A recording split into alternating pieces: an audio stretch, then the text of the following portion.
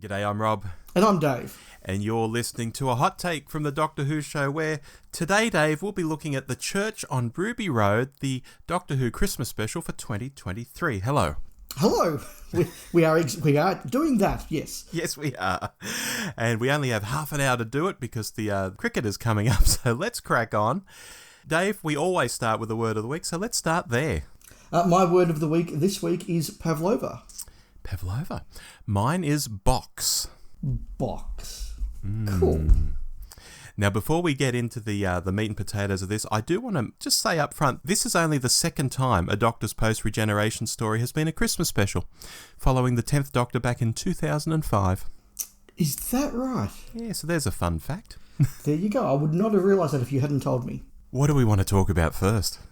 Look, Rob, let's just start big picture. What are your overarching initial thoughts? Overall, Dave, I'm happy with this. For a Christmas story, for a Christmas episode, I'm happy.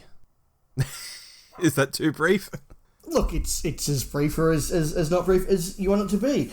I will say two things up front. First of all, I really struggled with the sound on this one, and I put a quick comment out on Twitter halfway through just saying, is it just me who can't hear the dialogue? And several people have replied saying they also couldn't hear the dialogue and had to put the captions on. And a couple of comments there, people saying, it's this new trend of very mumbly dialogue, which I think was part of the problem, and also Murray Gold's music was just splattered at full volume all over the thing. So I actually struggled to hear any dialogue and did have to put the captions on to watch this, which isn't the best way to watch things in my view. So that wasn't ideal. I have been making the joke for our last three hot takes that we kept talking about the three specials, when in fact there were four specials, because we're all back here doing the Christmas special here. That, I think, was a mistake on my part. Having watched this now, I think those three 60th anniversary specials were very much their distinct thing, and this is a very different thing. And that was certainly my experience of the vibe of it, and that was certainly my experience in terms of my take on it. The last three specials, for their strengths and their weaknesses, and they're all pretty good, I was never once distracted or looking at my watch or wondering what was going on, anything like this. Whereas I'm very sorry to say this episode didn't really land for me at all. And I found very quickly I was just checking my phone to see if I got a message, or just looking to see if there are any new tweets out there, or just sort of checking to see how long there was to go. I wasn't gripped by this very much at all. Oh, well, I think we've come to this in quite different ways, I think. I will say, though, I know what you mean about the other three specials being their own thing, because it was David and it was Catherine and they were back for a victory lap doing their shtick. Whereas this is a very, very new thing. New Doctor, new companion. Christmas special, which always has a different vibe. So yes, this special did feel absolutely different. Maybe we could start by talking about Ncuti Gatwa. I mean, he's central to all of this. Yeah, no, absolutely. I will just riff very quickly on the point you made, and that is that, yeah, absolutely, this is a Christmas special, and I did say going into this I expected the full RTD Christmas experience, and, you and I both know that I'm not a particularly Christmas special fan. Yeah. So, I swear I didn't go into this going, it's a Christmas special, I hate it. I did go in thinking, I've liked the last three episodes and hopefully I'll like this one, and I expected to like this one, and I just didn't very much. But it was very much that Christmas special, and they are their own things, and I'm certainly not judging the entire era to come based on one Christmas special watched slightly tired on Boxing Day. So let me get that out of the way. This is not a damn you all comment. It's just that this didn't quite work for me comment, but whatever. But what did work for me for the most part was Ncuti Gatwa. I thought he was very well introduced into the story. I thought that he commanded the screen when he was on there. Not entirely perfect. A couple of niggles I'll come to, but I thought a very strong performance, and so glad that it wasn't a post-regenerative trauma performance. Yeah. And look, I had a sense he'd be good, and I had a feel for what he might do, and when he did it, I thought, you know what, he's actually even more restrained than I thought he'd be, and that was surprising to me, especially being a Christmas episode with goblins, and he's not chewing the scenery. He actually felt, Dave, very traditional Doctor, for most of it to me. A few bits here and there you think, oh, maybe that's only something he could get away with, but for most of it, I think you could see any of the new Who Doctors doing this, if not some of the classic Doctors as well. No, absolutely. I think that what we saw from his performance was very traditional Doctor, very restrained, but he's a very good performer in that you can get a sense of stuff under the surface. Maybe we are talking a little bit about that. Is it the Andrew Cartmel comment that the Doctor's like a large mountain range you see from a distance? Yes. I got a lot of that from him, and occasionally you'd see sparks burst through, little quirks of personality burst through from this otherwise very austere and controlled performance. And I think that's something that you need to be a very good actor to get away with, and I think that's a very good start from him. Did it surprise you he was doing that? No, because I didn't really go in with expectations. Okay. As you know, Rob, I try not to just sort of take a few seconds and extrapolate, or a trailer and extrapolate. I do try and go in pretty open, so I hadn't really prejudged him, so I wasn't sure what to expect, and this was very good, and he was introduced very well. One of my niggles is that he does have that very modern acting thing of, and now I'm just going to speak very, very quietly. And when he's got a very deep voice like he does, and a very, very bass sort of voice, that dialogue can disappear completely. And I hope that he doesn't do too much of that, although I suspect he will, because that is the trend of TV today. True. Millie Gibson, she's really the flip side of this coin. I had no idea where Ruby Sunday was going to land. In many ways, like Rose back in 2005. Like, oh my God, they've hired Billie Piper. She's a pop star. How on earth is this going to work? I knew a lot less even about Millie Gibson, so I had no idea what was going to happen. And I think she's great, Dave. I think she's likable. She's capable. She's clearly quite smart without being, in quotation marks, a girl genius like, Zoe or someone like that. And when she was working with the Doctor in this episode, you could feel they're a team. And that TARDIS scene at the end, it felt quite right to me. Maybe it's all helped by the fact that he's new, she's new, the TARDIS is new. It's not like some interloper stepping in after a season or two into some well-established set and your brain is like, ooh, that's new, that's out of place. She felt quite right to me. I thought she did a good job. I'm still pretty on the fence with Ruby as a character. I thought she was very good at sort of generic companion. She did all the things you'd expect a companion to do in their first story. I mean, and you listen to them like, she's kind, she's smart, she's got a bit quirky. She sort of did all those things, and I sort of felt this is very generic New Who companion, and I suspect I'm going to need a few more episodes to kind of get a proper handle on her character. But I do agree she and Gatwa worked really, really well together, and that was definitely a positive. But I wasn't sitting there going, oh my God, Ruby, I love this character, this is so exciting. I was just going, yeah, she's doing companion stuff. I hope I see some more of her. Yeah, well, like I say, I feel she just fit. I might not be going over the top about it, but I think, yeah, you fit. Yeah, no, I get that. I'm a little bit concerned with the whole backstory thing that we're going to get another, oh my God, this companion's so special and a chosen one type thing. And, it turns out that she was left by Tecteun or the Rani or Susan or something, that's going to be a whole thing, and she's the keystone around which the universe is devised and all of time and space flow. Like, I'm just a little bit worried, given her backstory, that we're going to get another one of those, which I'm just not here for. But I'm not going to judge her based on that fear. That's just this is a hot take, and one of my hot takes is I hope we're not doing that again. Well, let me leap forward in my notes. I'm going to bypass a few things here to get to Mrs. Flood, because it feels like a big setup is coming with her not being fazed by the Doctor coming and going, and at the end she literally asks the audience, don't you know what a TARDIS is? Which is kind of meta. I get that. It's meta for the new audience. She's asking all these new audience members, she's literally asking them, don't you know what a TARDIS is? But it would seem to be something bigger. Has she travelled in time herself? She's unlikely to be a Time Lord, or the Doctor would have sensed that, I think. And the name, we've had a river, we've had a pond. Is it just a bit of fun that she's Mrs. Flood, or does that tie into all of this somehow? Is she the woman who dropped Ruby off at the church? I don't know. Or is she just some weirdo, Dave, who's never explained, and she just knows stuff, and the fact we never learn why she knows stuff is entertaining in its own right. Mrs. Flood, Dave. Yeah, I think there are two very strong possibilities here. One is that this was just leaning into the Christmas pantomime quirkiness, and you had a character that was in that sort of, Gurren Wiegand from Delta and the Bannerman sort of style, like just a character who the audience goes, it's a bit weird that they're unfazed by the TARDIS, but that's just because they're a quirky English eccentric, and the looking to the TARDIS again, just a bit of it's Christmas and it's pantomime, so we can look at the camera.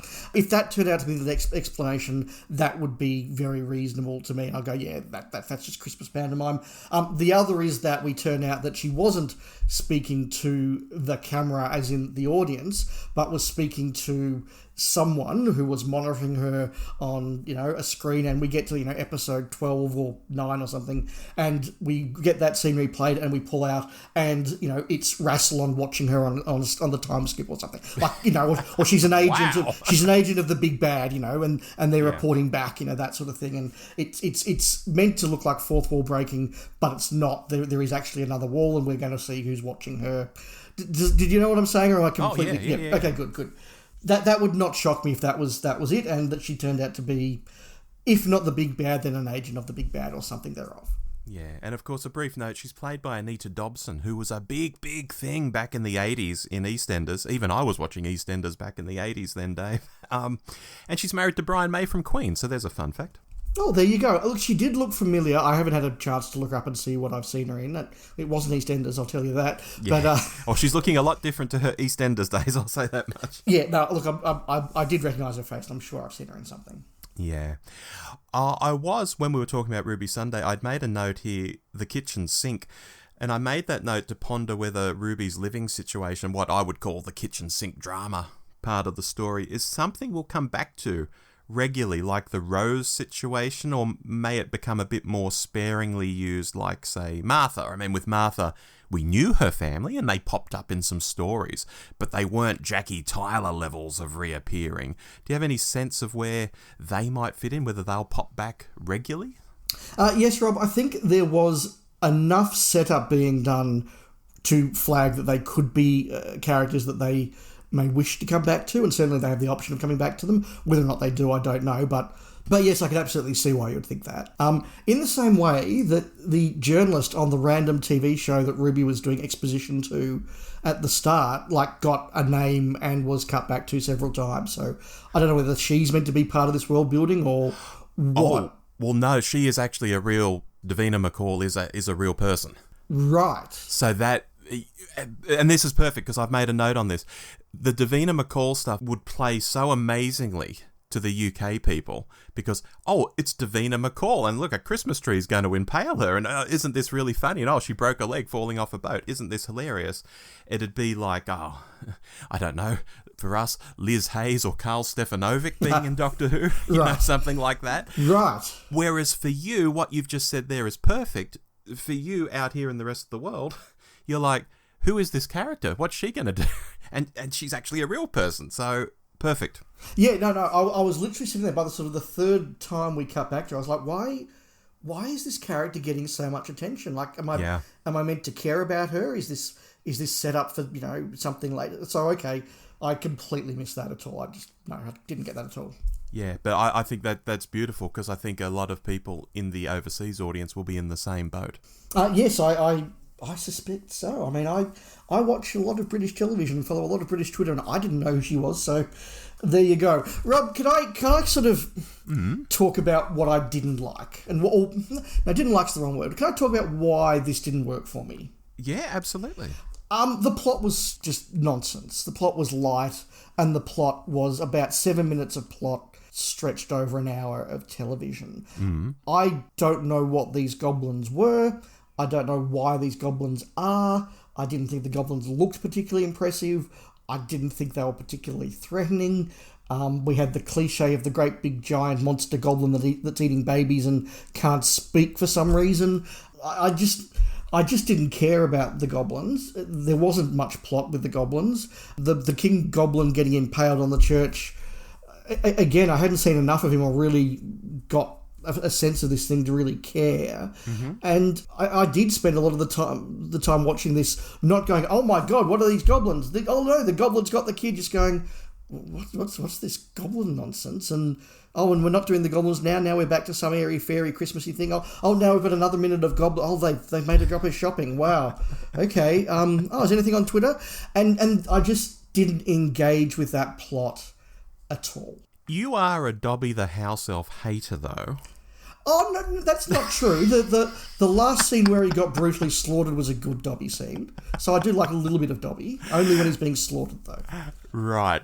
Look, I have more to say on this later in my notes, in fact, when we get to the sports desk. So Okay. I'll pivot slightly, though, and address the elephant in the room, which ties into all of this too, Dave, which is the musical number.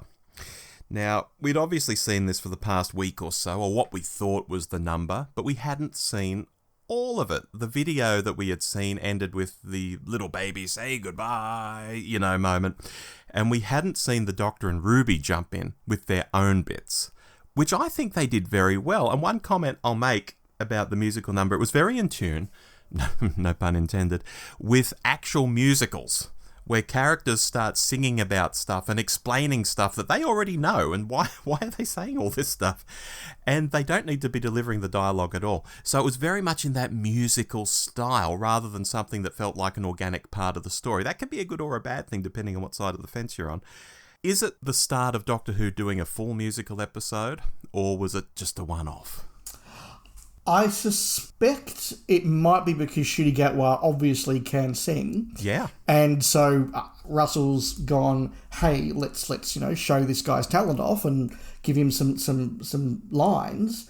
And he did deliver them very well. And I think that if you've got that skill, why wouldn't you do more of it? So yes, I think that it's probably just we've got a Doctor who can do musicals, let's show this skill off. Kind of like, when Capaldi could play the guitar. Yes. And they're like, okay, well, let's use this, let's make this a thing. I think it's probably in that sort of vein.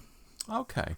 And while we're still on goblins, rope technology, I think the whole part about the ropes and the knots and the Doctor figuring it out was actually really clever and inventive. And I've got not much more to say beyond that. I thought it was just a really nice bit of world building that felt magical and fantastical and the kind of thing you expect in a Christmas episode, although I am led to believe that the new series will actually be more in a fantasy direction than a hard sci-fi one, so maybe sort of a teaser for what's to come. We didn't sort of get into the goblins that much. As you say, the Goblin King didn't speak, but the rope technology bit I thought was quite good, Dave. Oh, look, it was a nice twee bit of comment, but if you're hanging your whole goblin plot off 30 seconds of rope technology, I think that's a bit desperate. Okay. What have you got to talk about? Look, just a couple of other little minor things. The opening narration annoyed me because I think narration's always a bit of a cheat. That was a shame. I did wonder whether the fact that Ruby was having a gin and tonic was a reference to Hitchhikers, where there are many references to gin and tonics on many different worlds. So that was a nice little moment. Interesting. For me. Yeah, that's completely random. It could just be that they're in a gay bar and lots of people in gay bars drink gin and tonics. Maybe. I know I do. So look, I mean, it could be either of those things, but I thought that was a nice moment. Again, I thought the Doctor did very well. I didn't like the Doctor crying. I don't like the Doctor crying. I think the Doctor doesn't work when he's sort of that vulnerable and emotional. I didn't like when Smith did it. I hope this is a Christmas heightened emotion thing and not a trait of the new Doctor that he just tears up on a regular basis. But, I'll give Ncuti the chocolates that, although I didn't like what he had to do, he did do it very, very well. Yeah, my sense is that this could be a more human kind of Doctor. People have been talking about that a bit of late. And, I'm sort of against that. I think when you've got an alien character, you play up the alienness and the human traits can be portrayed by the human. But I think that might be him. Yeah, I agree with everything you've just said. I think that could be the vibe they're going for. It's not a route I'm very keen to see them go down, but, judgment will be reserved for the season. Yeah, one brief one from me before we get to Word of the Week. Mavity got a mention, but was it in an ironic, haha, we recently called it Mavity, so I'm going to say Mavity, Or has time really changed and it's Mavity now and that still is part of something bigger to come? Yeah, and this comes back to something I've mentioned over the last few years in the way that Stephen Moffat really kind of broke the way that we watch Doctor Who. Yes. In that, had the Moffat era not happened, I think we would have just been watching this going, oh, cool, there was a woman who broke the fourth wall and there was a reference to Mavity and there was a kid dropped off at the start, whereas because we've been through the Moffat era, we're looking at all these things going, is that a clue? And if it turns out that none of them are clues, then this is going to have to be a season maybe we have to go back and rewatch. Kind of like we did with Chibnall, where yes. we went back with Chibnall and said, now we know that there actually was no grand design and no overarching plot, and all these things that we thought were hanging clues were not, they were just loose ends. Yeah. And you go back and watch it in that sense, you go, actually, yeah, as two-dimensional drama, this is perfectly fun. Let's not overthink it. Maybe that's going to be the case here. Indeed. Now, Dave, words of the week. Yours was pavlova. Do you want to explain yours? Look, pavlova is a traditional Christmas dessert, certainly here in Australia and in New Zealand, which is known for being incredibly sweet but not very substantial. And this was a Christmas episode that I thought was very sweet and not remotely substantial. Okay, my word of the week was box, and I'm in very similar territory to you, Dave, because this episode, as a Christmas episode, did what it says on the box. It was light, it was fluffy, it had a musical number. It did all that was required of it, I think. I think that's very, very fair, and I think it's very clear you and I, Rob, saw this story for what it was, and it resonated a bit better with you than me. I think so, and we might tease that out in the sports desk in a moment, but before then, our scores. You like to give letters, I like to give numbers. What's your letter for this one, Dave? Look, I started off with a D, having spoken... Oh my God! Having spoken about it with you and sort of reflected on the strengths, I'll grade that up to a C-. C-. I'm giving this an 8. Wow!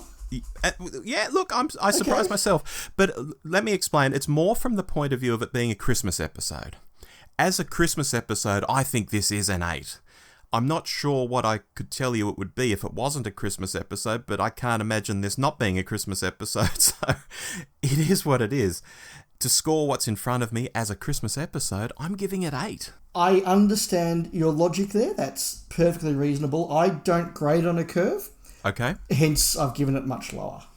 All right. Shall we go to the sports desk? Yeah, let's go.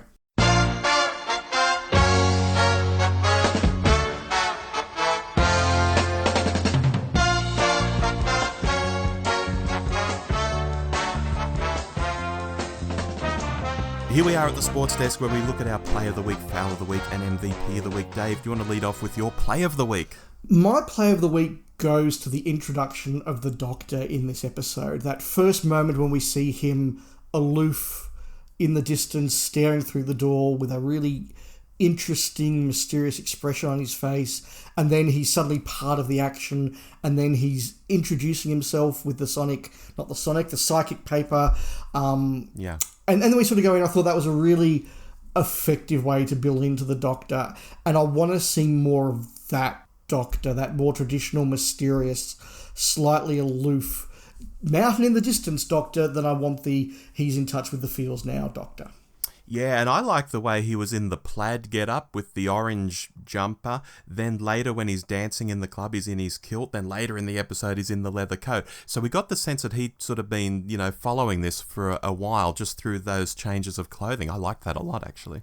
Yeah, it was very effective in saying that this wasn't the Doctor going from shot to shot to shot. He was sort of going off doing stuff, coming back, and I think my takeaway was that he wasn't following Ruby per se. He was just popping back for Christmas and kept bumping into Ruby and going, hang on, what's going on here? Yeah. And so, I thought that was a really, really good little play. Cool. My play of the week is the script, so I guess I'm giving this to RTD. You're going to spew here, Dave, because only once in the whole thing did I look at my watch, and it wasn't because of boredom, but I was just curious, how long has this been going? Because I wasn't really sure, and I didn't have any sense through the story where we might be at. So I looked, and we were at the 40-minute mark, and I actually found that extraordinary. I thought, oh my God, 20 minutes to wrap this up. It motored along for me. Oh, fair enough. Fair enough. We clearly had very different experiences. Yeah. Let's move into fouls. I'll go first here. I was struggling in many ways as the episode hit its marks, As a Christmas episode, again, I reinforced that and was going down like a nice glass of bubbly, maybe cheap bubbly at Christmas, no more, no less. But if you pinned me to the wall and said, we need a foul, I'll go with the resolution of the goblins. And this does tie back into something you said earlier. I think it was fun, maybe brave in some ways, to have the Goblin King impaled on a church spire, no less. Merry Christmas, everybody. But it was also quick. We didn't get a feel for them much at all. Here's the threat. Now we've impaled it. Good night.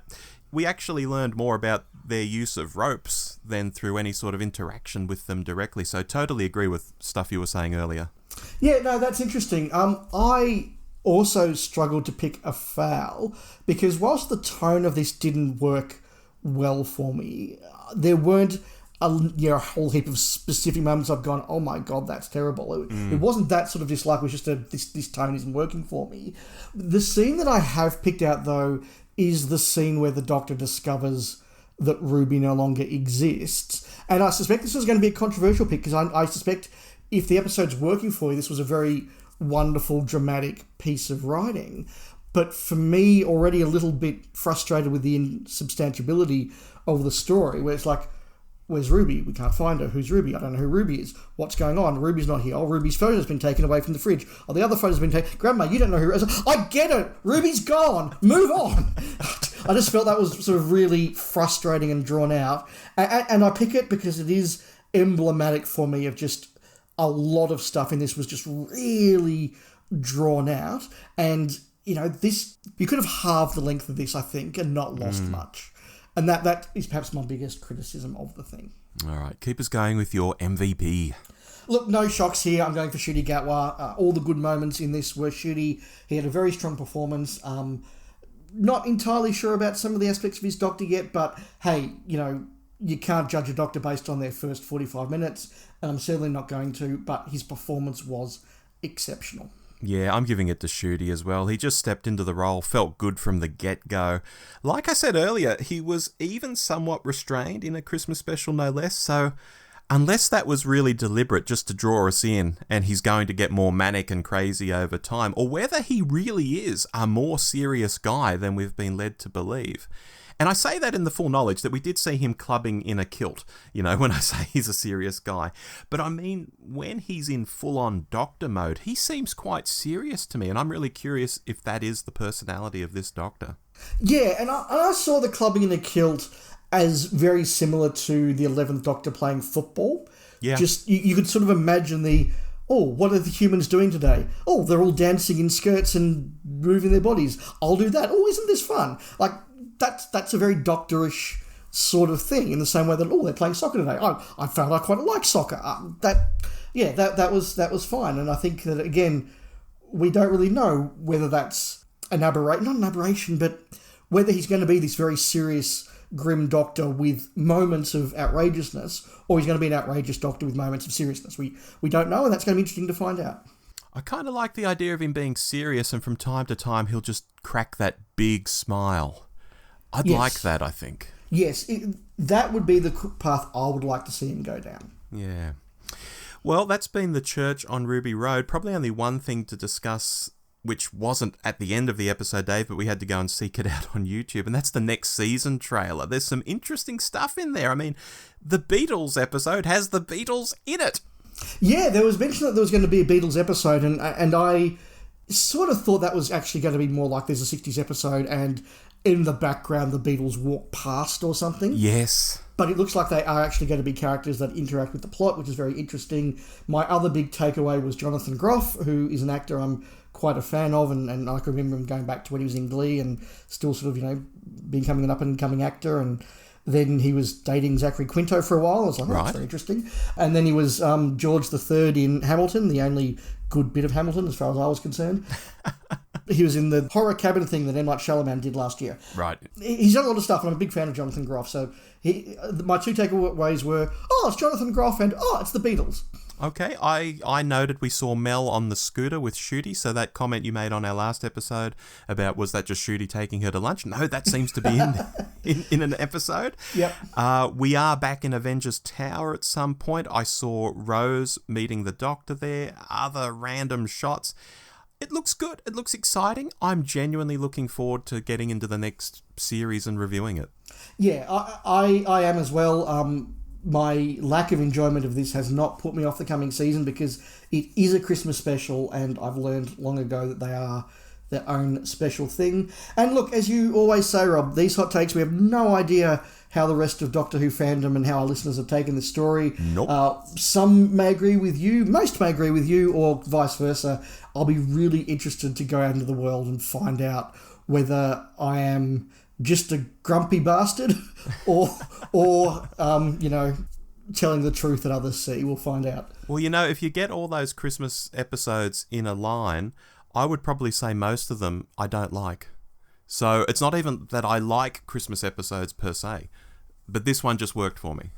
No, and that's fantastic. That's really, really good. And sometimes that is the thing with television. You can have two people watch the same thing and it just works for one person and doesn't work for the other. In the same way, we are both about to sit down and watch Test cricket and get really involved. Yes. And other people will go, I don't know how you can watch that. Just horses for courses. For hour after hour, day after day. Absolutely. Fantastic. Anyway, let's go and do that, Dave, shall we? Yes, we shall. Thank you very much. We'll be back on New Year's Eve with our normal December monthly show, looking at another Christmas episode, K9 and Company. Can't wait, Dave. Me either. All the best. All the best to you too. See ya. Bye.